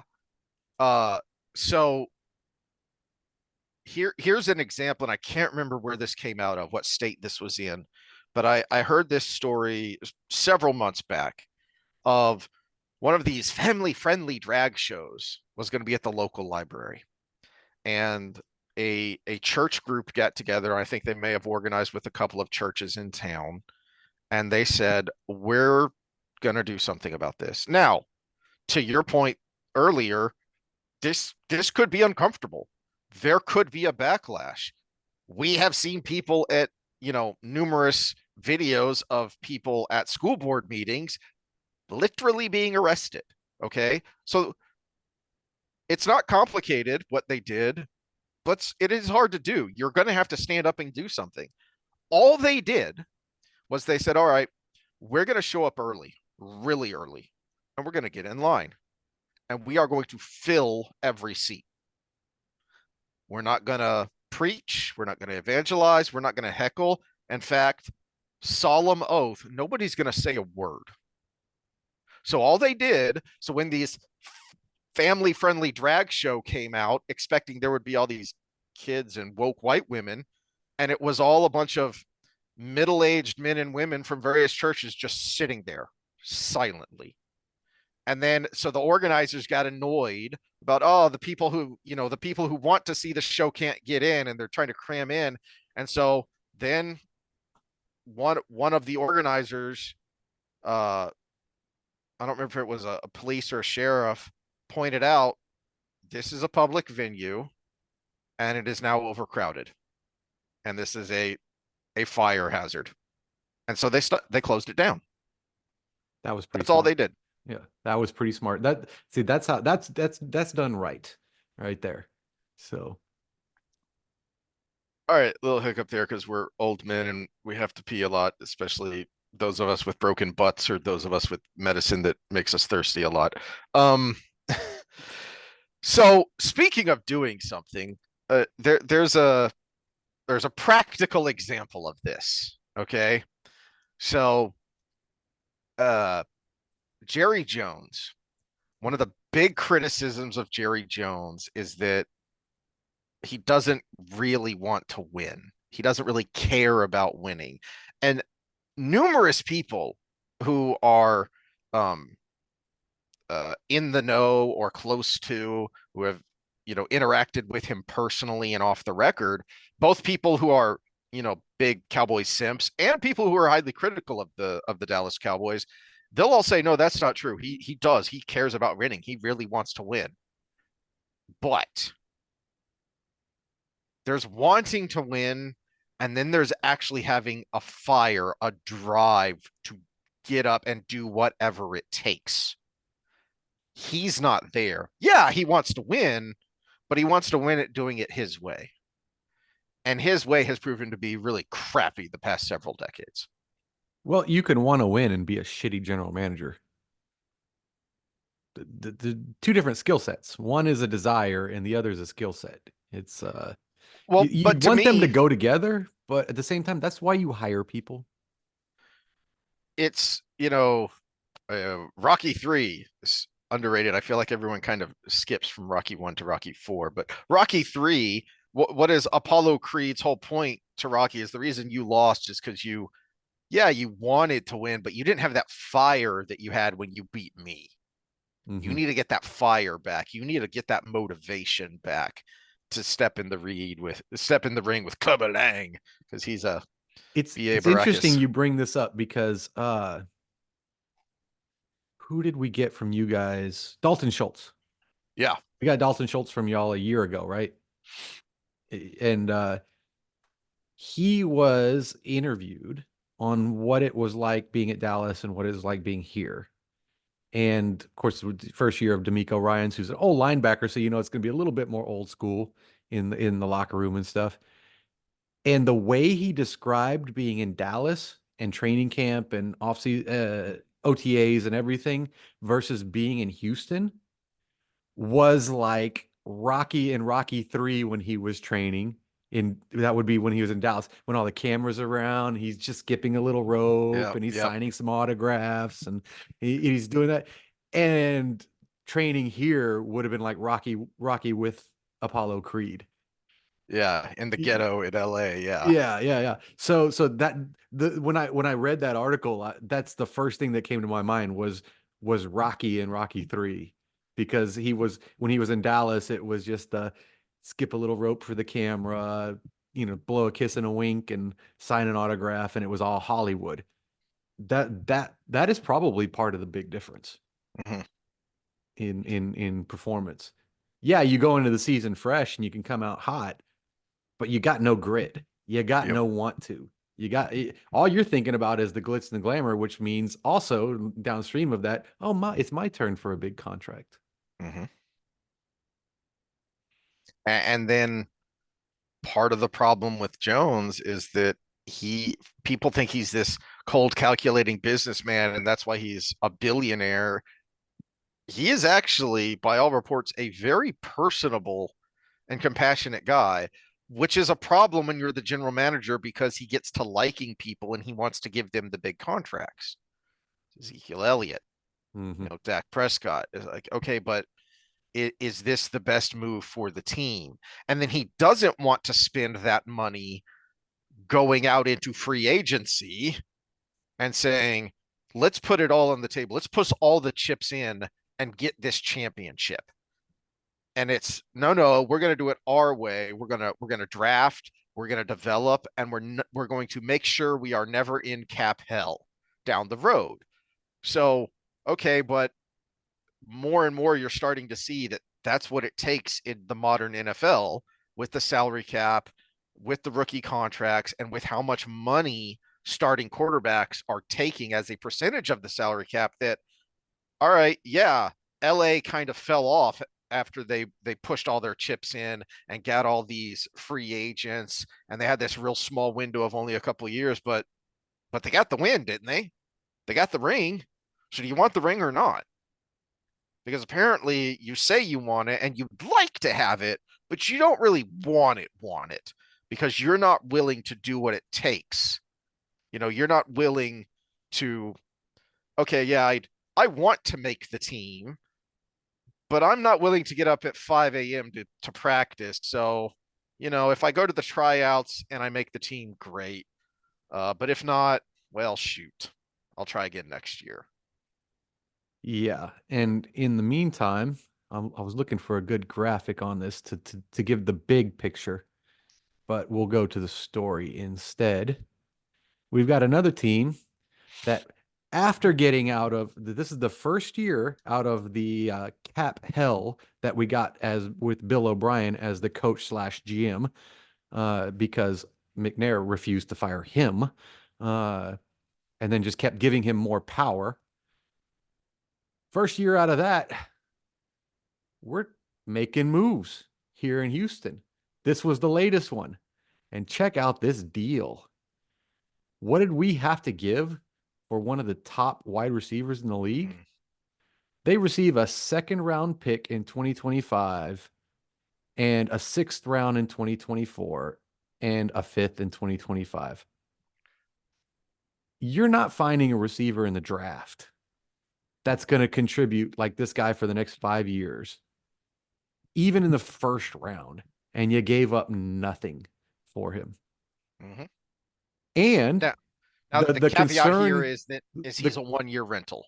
The concern is he's going to be a problem in the locker room, but he's only 1 year. Mm-hmm. If he's not a problem in the locker room, re-sign him, because we're already paying that amount. You're not taking a cap hit to re-sign him. You're already paying that last year of his big contract. And if he is, you just let him go. It's the most low risk maneuver for a star player I have ever seen in my entire life. And you contrast that with, so when I heard about this trade and more importantly what they had to give up to get it, the picks they gave up to get it, and the first thing I thought of was Amari Cooper, homeboy who lit you up this year, and it was hilarious. Only in one game, but it was the one that mattered. So why did they get Amari Cooper? Well, because they didn't want to re-sign Des Bryant for valid reasons. But then they thought, well, we don't need a real number one. We have a whole bunch of number 2s and 3s, and we'll just wide receiver by committee. It didn't work. And so you had to go get a number 1 receiver in the middle of the season before the trade deadline. And so it cost you a 1st-round pick because you're more desperate now. And so the Raiders can get that out of you. And the extra infuriating thing to me about the Cooper, this is what I was looking for. Okay, yeah. Yeah. Oh, I still dislike Joe Mixon, but it makes more sense now that I'd heard stories that they tried to get other people and they couldn't. Barkley said he really, really, really wanted to be in Houston, and something went wrong. This is where, and I want to know the full story. I just saw the short form of that interview with Barkley, where his first pick was to come to Houston, but I know Houston put a cap on what they were going to spend on a running back, and basically Mixon was right under that cap, and Barkley was over that cap. I understand as an agent, your job is to maximize their contracts, no matter what. But how much player influence goes into that? Exactly. Because I don't know what the jump was to get Barkley, but if it was just under versus just over, there was probably a lot of negotiating room. And if Barkley really wanted to come to Houston instead of Philly, I think it could have worked out with if the player was more involved. And I think that's part of the process that we're losing here. I think the players are less involved than they need to be in where they go. Because if it's just over like a $500,000 difference for him to be in Philly, we have no state income tax in Texas. So 8 of your games have no income tax. 9 because we play Dallas next year. 9 of your games have no income tax, and I don't even know if we play Florida teams next year. And who gives you a better chance to get a Super Bowl ring? Yeah, honestly, yeah, exactly. So it's all of these things could have gone into that. Where I guess we could look at his Philly contract. I'll have to look that up. What he got compared to what Mixon is getting, because we might not have been able to get Diggs had we got Barkley, right? But at the same time, Barkley's would have probably. Talent-wise, it's a toss-up between him and Mixon. Who I want to be on my team, I would have taken Barkley, but just from a personal, Mixon's history standpoint. But no, from a front office standpoint, Mixon was an amazing deal. Diggs is an amazing deal. We got Collins. We got Tank Dell back. We've got Stroud. We've got Dalton Schultz. Nobody talks about us re-signing him for a bargain. And he was a huge contributor for us. So we've got him back. We've got pretty much our entire defense coming back the next year. This is what you do when you have the cap room now. Dallas isn't doing it. No, they're doing the same thing they've always done, and this is, you interrupted my rant about, because there's history for them doing this crap and not learning from it.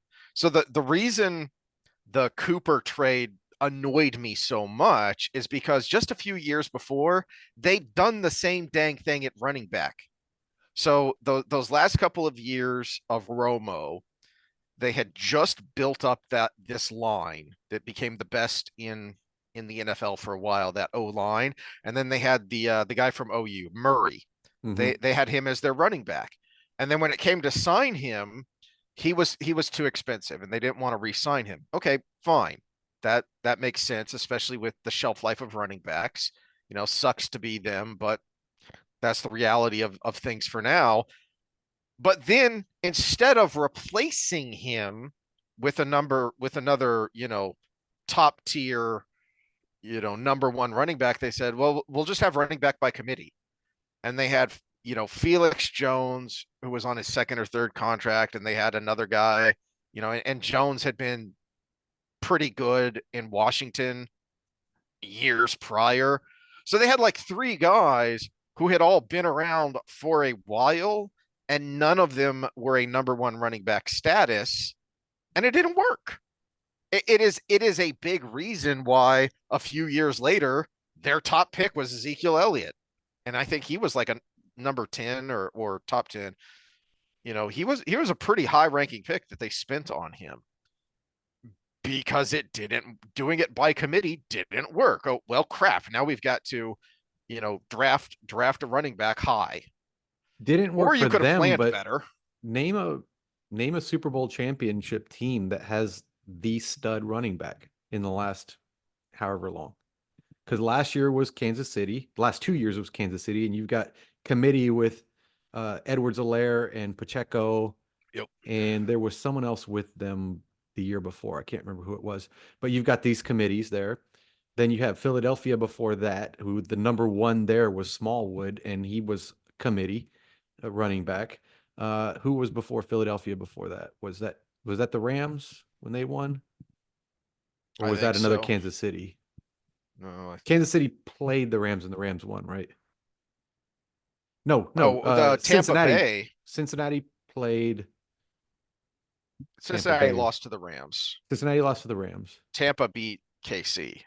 And when Tampa beat KC, they had, I can't remember who was running the ball for them at that point. Fournette. But Fournette had kind of a resurgence. But he was still mediocre that year. I think he had like a 1,100-yard season. Well, what a number 1 running back is versus what a number 1 wide receiver is now is vastly different from what it was, even just 10 years ago. I'm talking about But the stud you're paying a lot of money for. yeah, you still need that reliable guy that you can give the ball to get yards and burn some clock, you know. So that doesn't have to be a number one pick. You don't have to pay, $15 million to freaking Ezekiel Elliott. You can get someone else. You can get a quality running back now in the second round. That's the way the NFL works now. But you can't just say, it'll be fine. No, you need a plan and you need to adjust for this. And they don't. They just say, it'll be fine. We've got guys. Next guy up. And it never works. Well, one of the things about the Mixon thing is I am hoping. So 2 years ago, we had a stud rookie, Pierce. And he came back his second year, which was the first D'Amico Ryan's year as the coach. And we had Singletary, but Pierce was the slated starter because he had such a great rookie season. But he did not adapt to the zone blocking scheme very well at all. He came out and he struggled big time. And then Singletary came on to be our lead running back, who was on a 1-year contract, and he's who replaced Barkley in New York. But so we lost him. Pierce is still here. And the last thing he said to Coach Slowick, who's the new offensive coordinator, is, I will get this scheme down. Don't give up on me. And I'm hoping he has a resurgence this year because, first of all, it'll give me a running back to root for other than Mixon. And it would make the Mixon trade just like, okay, this was a good move, but we didn't need it. And we can move on from there with a young guy who's going to be in his third year. But also it shows some heart. He's just like, don't give up on me. I struggled with this. I get it. I know he acknowledged his weakness and he's willing to work on it. So I'm hoping he's getting good help over the summer. But yeah, it's the holdout. But we picked him up in like the 4th round or something, to your point of you don't have to get him in the 1st round anymore. But very rarely you get a talent like Barkley. He was a 1st round pick. Yeah. Who else has been a 1st round pick lately at running back that's come around? The kid that's in Atlanta now. That he was a 1st round Robinson, pick. Bijan Robinson. Yeah, out of the UT. Texas running back. Yeah. So every once in a while you get one and you got to take them when th're there. I hate the running backs are a dime a dozen. You don't want to take any position for granted. Mm-hmm. You don't want to take any position for granted because there are some that are better than others. Derrick Henry had a good year last year. It wasn't anywhere near his 2,000 yard season, right? But the offensive line he was running behind, I think he had negative yardage on first contact last year. And his last regular season game with the Titans was a job interview, was what it was, because I think he popped out 250 yards, all-purpose yards, and he was running like Marshawn Lynch used to run, just trucking people. That was probably the last big name running back to win a Super Bowl, Marshawn Lynch. If you really think about it.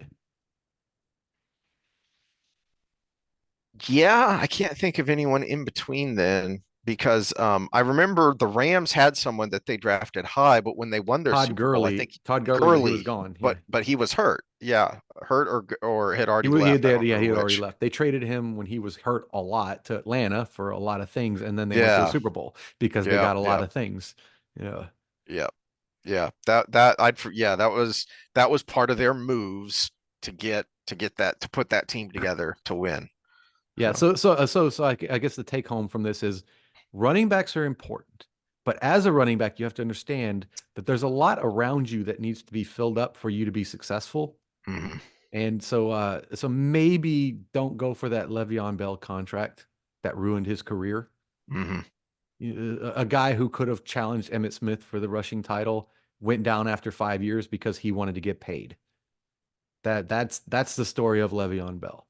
Because then he ended up playing for the Jets, and we all know where that goes. Yep. Well, my takeaway is he could have taken a small discount, not even a big discount, to stay in Pittsburgh. Pittsburgh is a great place for running backs. Yeah. He could have stayed in Pittsburgh for the rest of his career And he could have been kept averaging 1,700, 1,800 yards a season for 10 years and surpassed Emmitt Smith. But they don't think of this. They think, I want my money now because I deserve this. Yep. There are no solutions, only trade-offs.